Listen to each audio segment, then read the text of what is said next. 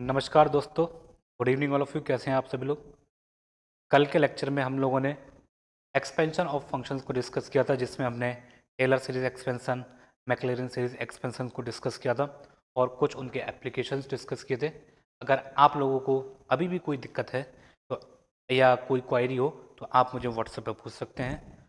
तो जैसा हमने लास्ट लेक्चर में डिस्कस किया था कि आज का जो टॉपिक रहेगा वो सीक्वेंस रहेगा और हम उसको एक अलग वे में देखने की कोशिश करेंगे। तो शुरू करते हैं अपने टॉपिक को। तो टॉपिक स्टार्ट करने से पहले मैं उसका बैकग्राउंड थोड़ा सा डिस्कस करना चाहता हूँ और हम डिस्कस करना चाहेंगे कि सीक्वेंस में और लिमिट के इवैल्यूएशन में क्या फ़र्क है। ठीक, एक हमारा जो 12th क्लास का या बीएससी फर्स्ट सेमेस्टर का टॉपिक ये है लिमिट। तो उसके लिमिट इवैल्यूएशन में और सीक्वेंस की लिमिट के इवैल्यूएशन में क्या फ़र्क रहता है, हम उस चीज़ को डिस्कस करना चाहेंगे पहले। और उसी के साथ हम एक क्वेश्चंस का और आंसर निकालना चाहेंगे कि why natural number is domain for sequence. आपने बहुत सारे फंक्शंस पढ़े होंगे जिसमें आपने domain as a real number लिया होगा, domain as a rational number लिया होगा, domain as a complex number लिया होगा। लेकिन सीक्वेंस एक ऐसा फंक्शन है जिसमें हम डोमेन को हमेशा नेचुरल नंबर ही रखते हैं, और क्यों रखते हैं उसका डिस्कशन हम करना चाहेंगे। ठीक, तो हमारे पास एक क्वेश्चन है, क्वेश्चन से स्टार्ट करते हैं सीधा। Limit n tending to infinity the limit evaluation of -1 raise power n। अगर मैं आप लोगों से इसका लिमिट पूछूं तो आप इसका लिमिट इवेल्यूशन तुरंत ऑड और इवन के बिहाफ पर रख देंगे। -1 और 1 जब n ऑड हो और जब n इवन हो। या जनरली ये तो मैंने बोल दिया कि ऑड और इवन के बिहाफ पर। अगर मैं आपसे सिंपली पूछता तो ज़्यादातर बच्चों के मुंह से निकलता है या तो 1 होगी या -1 होगी, लेकिन वो एक आधी बात है, पूरी बात नहीं है। तो वो जो आप 1 और -1 बता रहे हैं वो एन के इस बिहाफ पर बता रहे हैं जब एन ऑड और इवन। ऑड और इवन का कॉन्सेप्ट है, मतलब ऑड नंबर हो या इवन नंबर हो, है ना। कैसा नंबर हो, नेचुरल नंबर हो, है ना, या इंटीजर हो जाए, है ना। ठीक, लेकिन क्या होगा, तो यानी कि आप कर क्या रहे हैं, आपने यहाँ से चलना शुरू कर दिया, मान लो नेचुरल नंबर से स्टार्ट कर दिया, तो 1 2 3 4 5 6 7 इस तरीके से जंप लगाते हुए आप कहाँ जाने की कोशिश कर रहे हैं, इन्फिनिटी की ओर कोशिश कर रहे हैं। जबकि लिमिट में हम करते क्या थे, अगर फंक्शन की लिमिट के बारे में बात करें तो आप किसी x इजिकल टू सी पर लेफ्ट हैंड और राइट हैंड की लिमिट इवैल्यूएशन चेक करते थे। लेकिन सीक्वेंस में आप कहाँ जाकर लिमिट चेक कर रहे हैं, इन्फिनिटी पे। फंक्शन ऐसा जरूरी नहीं है कि फंक्शन में सी पे ही चेक हो, सी फाइनाइट हो, आप इन्फिनिटी पे भी जाके चेक कर सकते हैं, ऐसी कोई दिक्कत नहीं है। लेकिन जो सीक्वेंस का जो कॉन्सेप्ट है वो limit evaluation only at infinity है। ठीक, तो अब यानी कि ओनली एट इन्फिनिटी, इसका मतलब क्या है कि आप इन्फिनिटी पर जाकर एक लार्ज स्केल पर जाकर फंक्शन का बिहेवियर चेक करना चाह रहे हैं कि आप फंक्शन का ग्राफ कहाँ जाने की कोशिश कर रहा है। इनडायरेक्टली तो यही हुआ। तो एक और चीज़, तो यानी कि आपने जो 1 और -1 बनाया है वो किसके बिहाफ पर बनाया है, ये आप ऐसे करके जंप लगा के जा रहे हैं, तब ये 1 और -1 आ रहा है। मैं आपसे कहता हूँ आप ऐसे नहीं जाइए, आप इस लाइन के थ्रू जाइए, रियल लाइन के, आपकी जो रियल लाइन है आप उसके थ्रू जाइए, फिर आप मुझे बताइए आपकी क्या लिमिट आ रही है। तो आप शुरुआत करेंगे क्या, तो अब आपको यही नहीं पता कि इसके बाद वैल्यू क्या रखेंगे। मान लो ये 1 है, 1 के बाद कौन सा नंबर है पता ही नहीं, तो लिमिट क्या निकालें, है ना। लेकिन नेचुरल नंबर के बाद सर्टेन पता है कि 1 के बाद 2 ही आएगा, 2 के बाद 3, 3 के बाद 4, लेकिन रियल नंबर में नहीं पता। तो यानी कि तो हमने रियल नंबर को n को अपना इस तरीके से स्प्लिट कर दिया k+1/, ठीक है, और k को हमने बिलोंग करा दिया कहाँ, अपना नेचुरल। तब आप देखिए, तो k नेचुरल नंबर है, हमने k को इन्फिनिटी पर लेकर चले गए इस लिमिट। तब आप -1 की पावर n का लिमिट बताइए किस में कन्वर्ट हो जाएगा, इन्फिनिटी पर। ये सिंपली कन्वर्ट हो जाएगा लिमिट k टेंडिंग्स टू इन्फिनिटी -1 की पावर k प्लस, तो -1 की पावर k इसके अकॉर्डिंग 1 और -1 चलेगी, लेकिन जो साथ में हाफ पावर है उसको कहाँ लेके जाएगी, उसको कॉम्प्लेक्स नंबर, इमेजनरी नंबर बना देगी, आई, है ना, सिंपली। तो यानी कि ये जो लिमिट है वो तो रियल स्पेस के बाहर ही चली गई। बात समझ में आ रही है ना। लेकिन नेचुरल नंबर के स्पेस में लिमिट रियल स्पेस में रह रही है, और लेकिन जैसे ही आप रियल लाइन के थ्रू गए तो ये जो लिमिट का इवेल्यूएशन है वो कहाँ चला गया, स्पेस के ही बाहर चला गया है ना, इमेजनरी हो गया। तो बात वापस आते हैं डेफिनेशन की ओर, वहां से और क्लियर करेंगे इस बात को हम कनेक्ट करने की कोशिश करेंगे। Sequence. Sequence is a function whose domain is natural number and codomain is R. Since we are talking about real sequences in real analysis simply, so therefore we are considering codomain as a real number. तो यानी कि f एक ऐसा function है, एक special type का function है जिसका डोमेन नेचुरल नंबर होता है और कोडोमेन हम रियल नंबर लेते हैं, ठीक। And define as F N is equal to F1 F2 F3 F4 and so on, यानी कि f के अंडर 1 की इमेज, f के अंडर 2 की इमेज, f के अंडर 3 की इमेज, और इन सबको कलेक्ट करके एक सेट में हम रख देते हैं।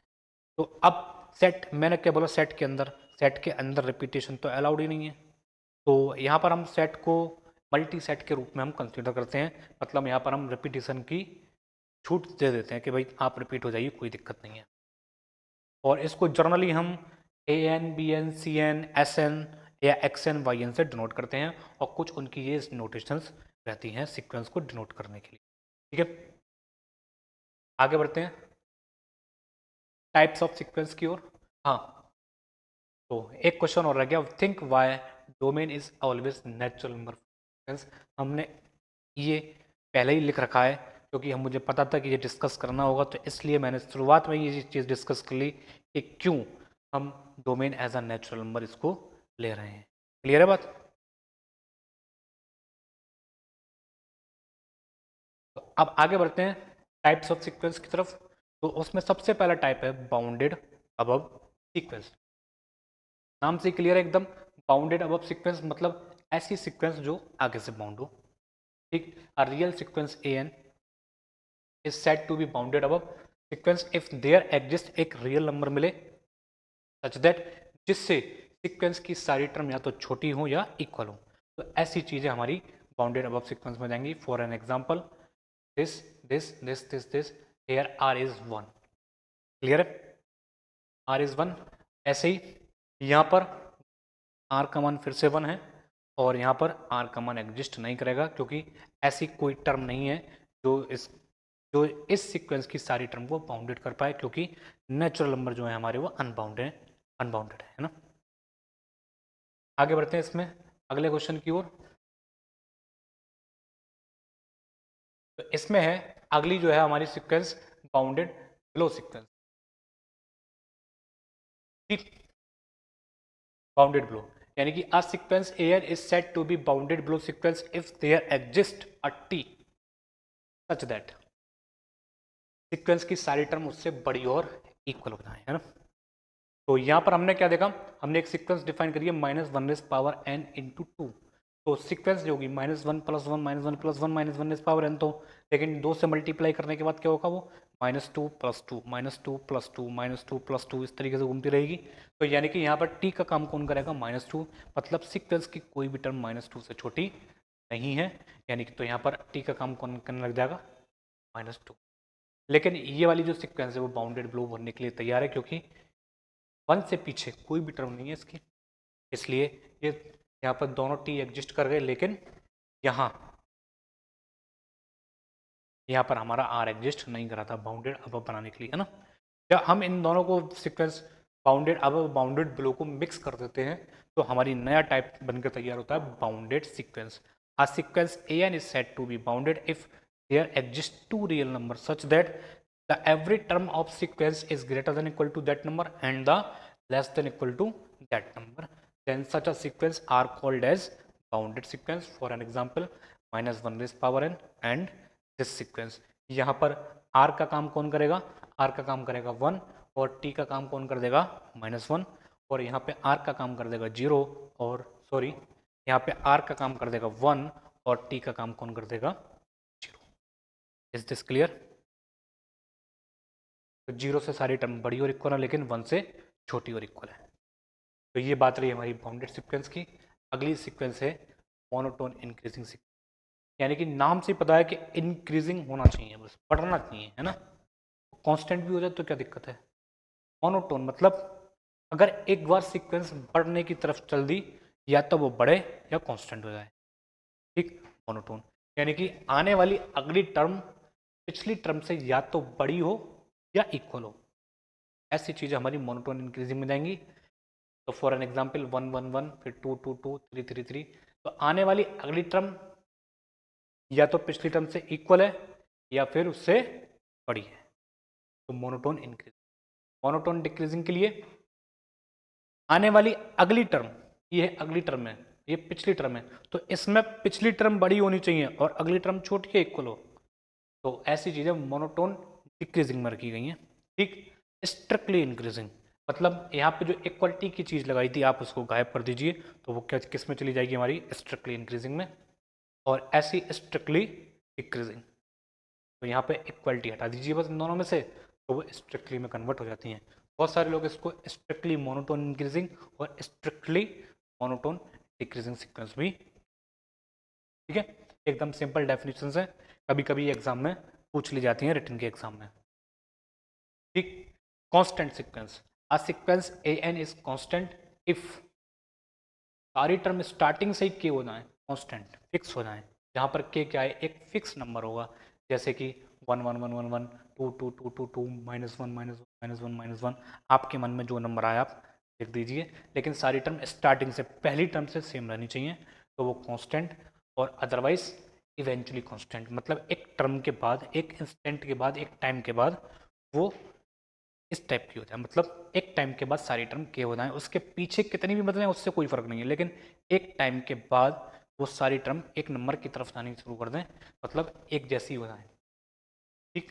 तो ये हमारी क्या रहेगी, इवेंचुअली कांस्टेंट सीक्वेंस, ठीक है। इसके पीछे क्या हुआ हमें नहीं पता, लेकिन एक स्टेट है यहाँ से ये 100 बनना शुरू हो गई और 100 के बाद 100 ही बनकर रहेगी, इसके बाद उसमें कोई चेंज एंड तक नहीं आया है, ठीक। ऐसी चीज़ों को हमने नाम रखा है इवेंचुअली कांस्टेंट सीक्वेंस। अगला है, ये बहुत ही अच्छी चीज़ है, बहुत ही बढ़िया सिंपल, बहुत ही सिंपलेस्ट चीज़ है, the definition of limit point for a sequence. Let a n be any sequence and of real number, reals का मतलब है एक सीक्वेंस ऑफ रियल नंबर हमने कंसिडर किया, then a real number l is said to be limit point for sequence A n. तो कोई भी number पर हम क्लेम लगाएंगे कि वो लिमिट पॉइंट बनेगा सीक्वेंस के लिए, कब, if for any epsilon greater than 0 the neighbourhood of L, मतलब एल के कुछ पीछे और कुछ आगे जाएं, तो एक दायरा बन जाएगा, उसी चीज को हमने नाम दिया है नेबरहुड ऑफ एल।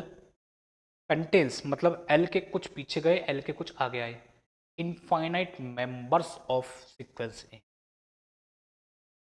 ये काम की चीज है, मतलब एल की नेबरहुड के अंदर सीक्वेंस की इनफाइनाइट टर्म होनी चाहिए। इस बात का मतलब है अगर एल की नेबरहुड में सीक्वेंस की 1 करोड़ टर्म है, टर्म्स आ गई, तो उसके बाद भी वो लिमिट पॉइंट नहीं बनेगा, क्योंकि 1 करोड़ हमारे लिए फाइनाइट नंबर है। मान लो आपके पास 10 करोड़ टर्म आ गई सीक्वेंस की, उसके बाद भी वो लिमिट पॉइंट नहीं बनेगा। इनफाइनाइट मतलब इनफाइनाइट, फाइनाइट नंबर नहीं होना चाहिए तब, यानी कि एल की नेबरहुड और सीक्वेंस के साथ इंटरसेक्शन लगाएं तो वो नॉन एम्प्टी होना चाहिए और मस्ट बी इनफाइनाइट, ठीक है। यानी कि if intersection is finite then L can not be limit, एकदम क्लियर कट है कि भाई अगर फाइनाइट तुम रह गए तो कभी लिमिट पॉइंट नहीं बनोगे, इनफाइनाइट ही बनना पड़ेगा लिमिट पॉइंट बनने की।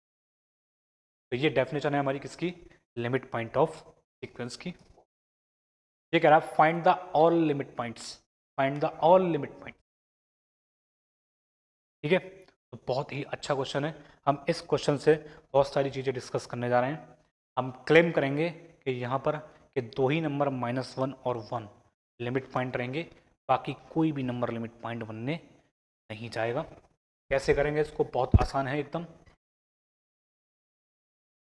हमने एक लाइन खींच ली, यहाँ पर हमने दो नंबर को ड्रॉ कर लिया है, -1 और +1, ठीक। हमने कोई भी नंबर एक एल ले लो चाहे आप एक्स लो, उससे कोई फर्क नहीं है, ठीक है।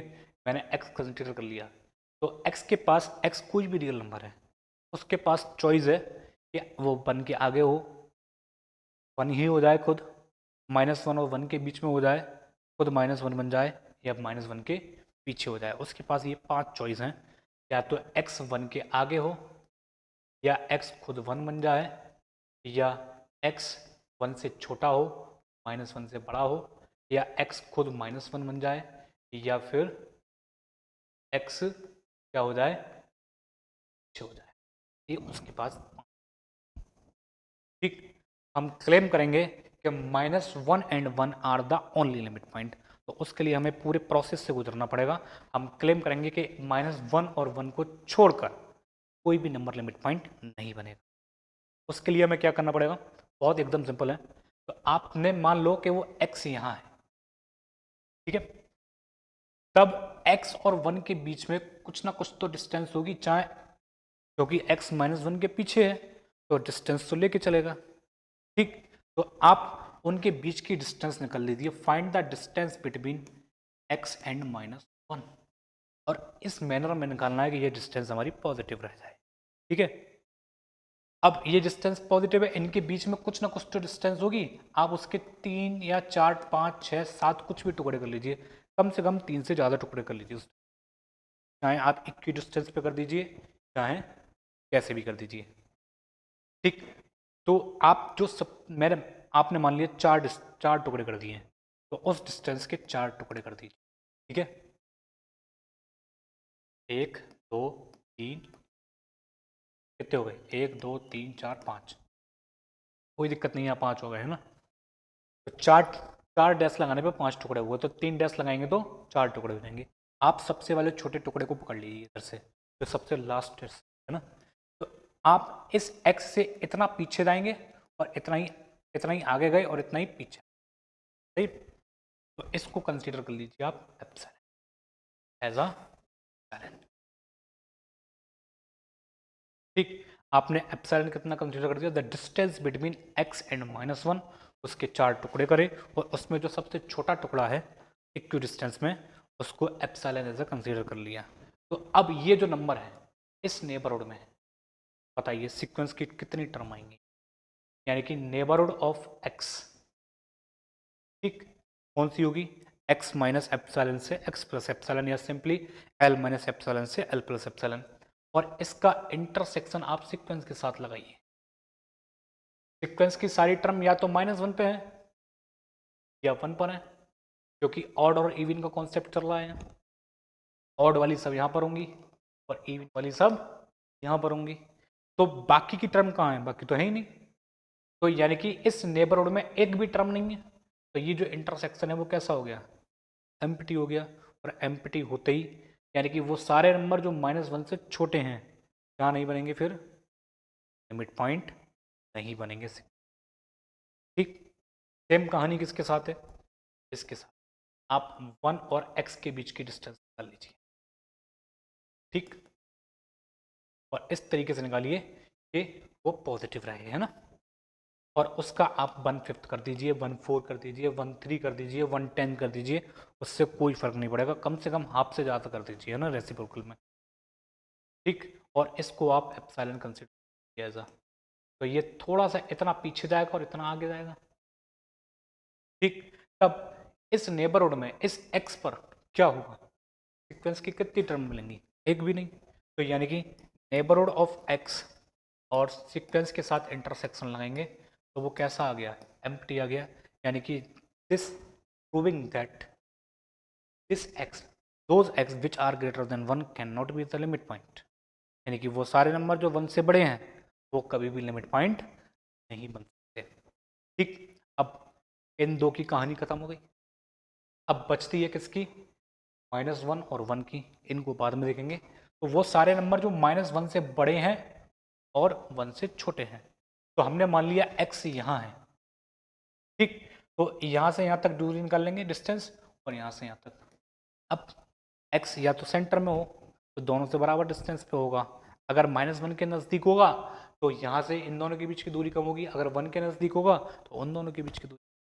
तो हमने क्या करेंगे, मिनिमम उठा लेंगे किसका, distance between x and 1 and distance between x and y, ठीक, उनमें जो मिनिमम और उनका 1/3 लेके एप्सिलॉन बना, तब x की जो भी नेबरहुड होगी तो वो यहीं पर सिमट के रह जाएगी इतने में, और उसमें सीक्वेंस की एक भी टर्म नहीं होगी, है ना।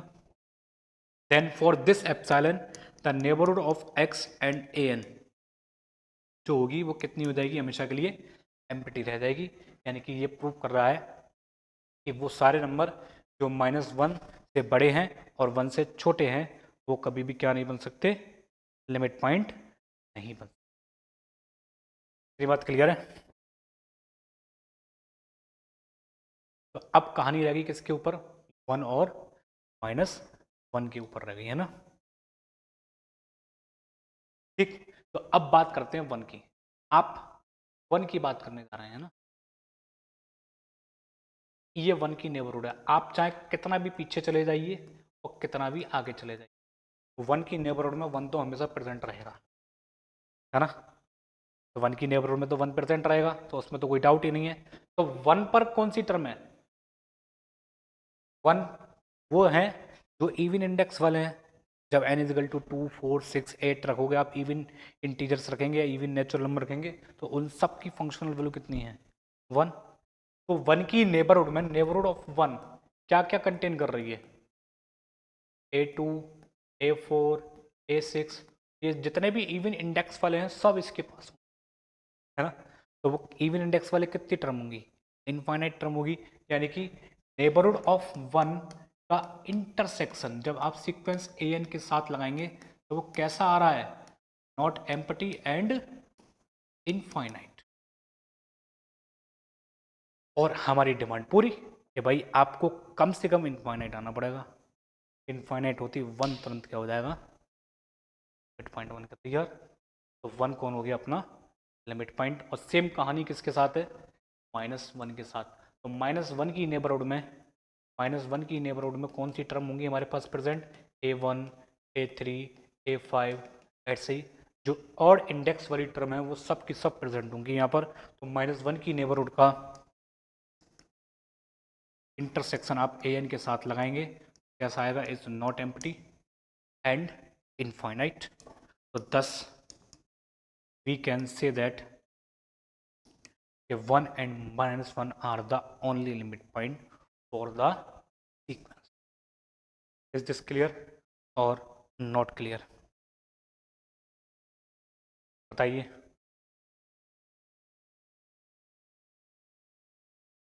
आगे बढ़े नेक्स्ट क्वेश्चन की ओर। ये कह रहा है find all the limit point for the sequence 1/n। ये बहुत ही अच्छा क्वेश्चन है, बहुत ही ज़्यादा इंटरेस्टिंग क्वेश्चन है। ये एकदम अच्छे लेवल का क्वेश्चन माना जा सकता है। तो हम वैसे तो इसको लोग 3 लाइन में कर देते हैं ऐसे करके कि limiting value n tending to infinity 1/n बराबर 1/infinity मिलके 0। तो ये भाई प्रॉपर डेफिनेशन 0 हो जाएगा, है ना। हम उस तरीके से इंटरेस्टेड नहीं है, आदमी 3 लाइन में कराते हैं इसको, और पता नहीं प्रोफेसर कैसे इस पर नंबर भी दे देते हैं, मुझे तो समझ में ही नहीं आता। और उन्होंने दिया ही इस 3 लाइन का है, बच्चे भी क्या करें, है ना, बुक्स में। इसको थोड़ा सा और डिटेल वे में जाकर देखते हैं, ठीक। तो n की जगह 1 1/2 1/3 1/4 1/5 1/6 ऐसे करके आप इसके जंप लगवाते जाइए। तो आप नोटिस करेंगे जंप लगाते लगाते लगाते लगाते ये नंबर कहाँ जाने की कोशिश कर रहा है, 0 के पास जाने की कोशिश कर रहा है ना। तो हमारा अंदाज़ा क्या है कि जैसे जैसे n इन्फिनिटी की तरफ जा रहा है, फंक्शनल वैल्यू कहाँ जाने की कोशिश कर रही है, 0 की तरफ जाने की कोशिश कर रही है। तो वही हमारा अप्रोच होता है एक्चुअली में, तो वही लोग यूज़ कर रहे हैं। तो ये 0 की तरफ जाने की कोशिश रहा है, लेकिन हम इसको मैथमेटिकली प्रूफ करना चाहेंगे कि केवल और केवल 0 इसका लिमिट पॉइंट होगा, ठीक। तो वैसे तो हम इसको और ज़्यादा कॉम्प्लेक्स बना सकते हैं, लेकिन मैं फिर भी इसको आसान लैंग्वेज में, सिंपलेस्ट में ले आने की कोशिश करूँगा। वैसे तो बहुत लेंथी क्वेश्चन हो जाएगा, है ना, ठीक। मैं फिर भी कोशिश करता हूँ इसको करने की। तो सबसे पहले मैं क्लेम कर रहा हूँ कि जितने भी 1/n हैं, 1/2, 1/3, 1/4, ये इनमें से कोई भी नंबर लिमिट पॉइंट नहीं बने।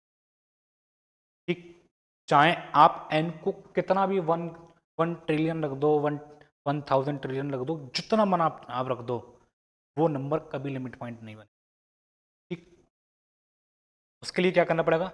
एक तो हम सबसे पहले 1 को अलग से डील कर लेते हैं। तो नेबरहुड ऑफ 1 में कौन रहेगा हमेशा प्रेजेंट? इस एप्सिलॉन के लिए हम एप्सिलॉन को कंसीडर कर रहे हैं 1/3 डिस्टेंस बिटवीन 1 एंड 1/2। ठीक, 1 और 1/2 के बीच की डिस्टेंस को कंसीडर करके उसका 1/3 ले लिया हमने, तो वो कितना रह जाएगा डिस्टेंस? ये डिस्टेंस है तो इनके बीच की डिस्टेंस ये है, एंड 1 की नेबरहुड में कौन रह जाएगा हमेशा के लिए? 1 रह जाएगा, है ना? ठीक, तो 1 की नेबरहुड में 1 और इसका सीक्वेंस के साथ इंटरसेक्शन लगा दीजिए फिर। ठीक, देन या नेक्स्ट लाइन में लगा दीजिए, है ना? तो नेबरहुड ऑफ 1 का इंटरसेक्शन आप ए एन के साथ लगा दीजिए, तो क्या रहेगा? केवल और केवल 1 ही आ जाएगा।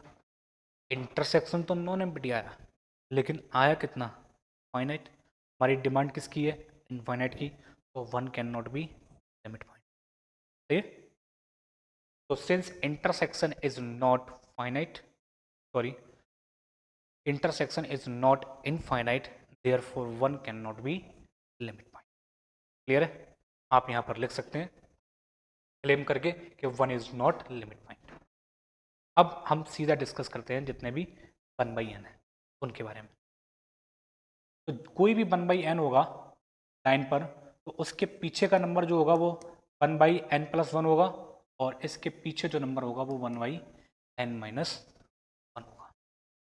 क्लियर है बात? इन दोनों के बीच की डिस्टेंस थोड़ी कम होगी, इनके बीच की डिस्टेंस थोड़ी सी ज़्यादा रहेगी, वो हमें भी पता है, आपको भी पता है। तो हम फिर भी क्या करेंगे? इन दोनों के बीच की डिस्टेंस निकालेंगे और इन दोनों के बीच की निकाल लेंगे। ठीक, और उनका मिनिमम उठाएंगे। तो distance between 1 and 1/n-1, distance between 1/n and 1/n+1। ठीक, और उस डिस्टेंस का हम उठाएंगे मिनिमम और उसका कर देंगे 1/3 और उसको कंसिडर कर देंगे एज अ एप्सिलॉन। तो इस एप्सिलॉन के लिए अब ये डिस्टेंस होगी और ये डिस्टेंस, इसका 1/3 तो यहीं पे अटक के रह जाएगा ना, तो वो उसको कंसिडर कर लेना। तो इस एप्सिलॉन के लिए नेबरहुड ऑफ 1/n में कौन रहेगा? केवल और केवल हमेशा के लिए 1/n रहेगा, और यहाँ पर हम कंसिडर कर रहे हैं n की वैल्यू से बड़ी है, क्योंकि 1 के लिए अलग से डील कर लिया। जैसे ही आप n=1 रखेंगे, ये इसको इन्फिनिटी लेके चला जाएगा, तो कोई फायदे की बात पौधा नहीं है ना। ठीक, तो केवल और केवल 1/n, और जैसे ही आप सीक्वेंस के साथ इंटरसेक्शन लगाएंगे, ये तो इसकी टाई टाई फिक्स कर देगा। यानी कि नेबरहुड ऑफ 1/n का इंटरसेक्शन आप an के साथ लगाइए, तो कितना आएगा? आएगा तो नॉट एम्प्टी, लेकिन कितना आएगा? फाइनाइट। और जैसे ही फाइनाइट आया का तो काम तमाम हो गया, है ना? और हमें चाहिए कितना था? तो खत्म कहानी। तो जितने भी 1/n है, कोई भी लिमिट पॉइंट बनने को तैयार नहीं है। तो ये तो बात हो गई टर्म की, है ना, डोमेन स्पेस से। अब कोई भी नंबर जो इनके बीच में है, वो क्या करेगा? सही है? तो आप उसके लिए देखिए, अब कोई भी नंबर 1 से बड़ा होगा, तो आप उसके लिए क्या करेंगे? x मान लो, 1 और x के बीच की डिस्टेंस उठा लो। ठीक, तब क्या होगा बताइए? तो आप 1 और x के बीच की डिस्टेंस उठा लेंगे, तो उनके बीच में जितने भी, तो डिस्टेंस का 1/3 लेके आपने x की नेबरहुड बना ली। जैसे ही आप x की नेबरहुड बनाएंगे, तो x की नेबरहुड में कोई भी टर्म नहीं आएगी सीक्वेंस की, जैसा अभी पीछे देखा था अभी हमने, है ना? तो जो नंबर 1 से बने हैं वो भी लिमिट पॉइंट नहीं बनेंगे। खत्म हो गई। सही है? अब जो नंबर इन नंबरों के बीच में है, उनका क्या होगा, है ना? उनका क्या होगा, उनके बारे में और डिस्कस कर लेते हैं एक बार, फिर अपना काम ऑलमोस्ट डन हो जाएगा।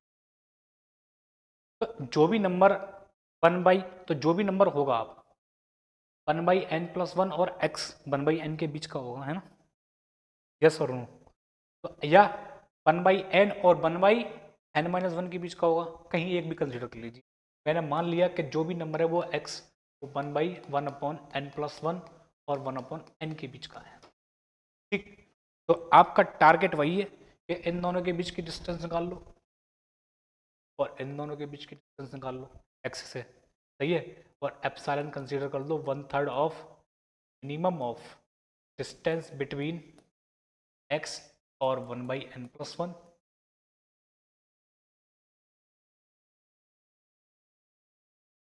सही है, तो epsilon is equal to 1/3 minimum distance between x, 1/n+1 और डिस्टेंस बिटवीन x, 1/, तो x की नेबरहुड इतने में सिमट के रह जाएगी और उसमें सीक्वेंस की एक भी टर्म नहीं है, तो ये भी x क्या नहीं बन सकते कभी भी लिमिट पॉइंट बनने को तैयार। तो क्या लिखेंगे? Neighbourhood of x intersection an is empty, तो therefore x can not be. तो वो सारे नंबर जो इन नेचुरल नंबर के रेसिप्रोकल्स के बीच में हैं वो भी लिमिट पॉइंट बनने में इंटरेस्टेड नहीं रहेंगे। ठीक, तो अब वो नंबर जो जीरो के पीछे हैं, ठीक, तो जीरो की एक्स की नेबरहुड जीरो के पीछे ही सिमट के रह जाएगी, ऐसा एप्सिलॉन चूज। ठीक, तब कोई भी टर्म नहीं मिलेगी वहां भी, है ना? तो वो भी डील हो गए सब। तो अब हमने सारे नंबर डील कर दिए, रह कौन गया? केवल और केवल जीरो रह गया। तो जीरो से पूछने जाएंगे, तुम बताओ भाई तुम्हारे मन में क्या है? तो बोला कि भाई कोई बात नहीं है, जीरो आ गया, तुम हमें कितना भी पीछे ले जाओ, कितना भी आगे ले जाओ, हमें कोई फर्क नहीं है, कितना भी एप्सिलॉन बना लो। जीरो प्लस एप्सिलॉन तो माइनस, यहाँ जो एक प्रॉपर्टी यूज होती है उसका नाम है आर्किमिडियन प्रॉपर्टी। ठीक, आर्किमिडियन की सेकंड प्रॉपर्टी, सेकंड प्रॉपर्टी कहती है अगर x कोई भी पॉजिटिव रियल नंबर है, सही है, x कोई भी पॉजिटिव रियल नंबर है, तो एक ऐसा नेचुरल नंबर मिलेगा then there exist n belongings to natural number such that जो उसका रेसिप्रोकल है वो उस x से भी छोटा हो जाएगा। अगर x कोई पॉजिटिव नंबर है तो एक ऐसा नेचुरल नंबर मिलेगा जिसका रेसिप्रोकल उस x से भी छोटा होगा, और इसी प्रॉपर्टी की वजह से जीरो हमारा लिमिट पॉइंट बनने। ठीक, अब होगा क्या? सीक्वेंस से ये जंप मारता हुआ आएगा, तो मान लो एक इंस्टेंट ऐसा आएगा कैपिटल N, इसके बाद जंप मार के वो, तो पीछे कितनी टर्म रह जाएंगी? पीछे कितनी टर्म रह जाएंगी? पीछे n-1 टर्म रह गई, और जीरो की नेबरहुड में कितनी चली गई? अनंत में से n-1 रह गई पीछे, बाकी सब जीरो में चली गई। जीरो कौन बन जाएगा फिर? तो नेबरहुड ऑफ जीरो क्या कंटेन कर रही है अपने आप में? Infinite member of sequence contain कर रही है, therefore zero will be the, clear है? तो by Archimedean property we can say that zero will be the, clear है? इस तरीके से ये हमारा क्वेश्चन कंप्लीट, क्लियर है बात एकदम? अगर आपको अभी भी कोई दिक्कत है तो आप मुझसे व्हाट्सएप पे मैसेज करके पूछ सकते हैं, ठीक है? तो कन्वर्जेंट सीक्वेंस है, इसको हम लोग कल डिस्कस करेंगे। तो आज के लिए इतना ही है, तो कल नेक्स्ट लेक्चर में हम कन्वर्जेंट सीक्वेंस, डाइवर्जेंट सीक्वेंस और उनकी एप्लीकेशंस को कंटिन्यू करेंगे।